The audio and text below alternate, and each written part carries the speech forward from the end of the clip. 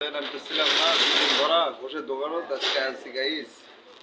আপনারা দেখেন, দেখার বহুত কিছু আছে। কি নেবেন আপনি? হ্যাঁ, এগুলা হলো অরিজিনাল ক্ষীরের দই।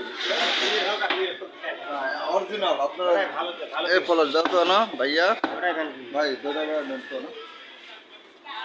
দাও দাও দাও পলাশ, দাও ভাই, দাও দাও ভাই রে, গাইস দাও দাও দাও মুনি।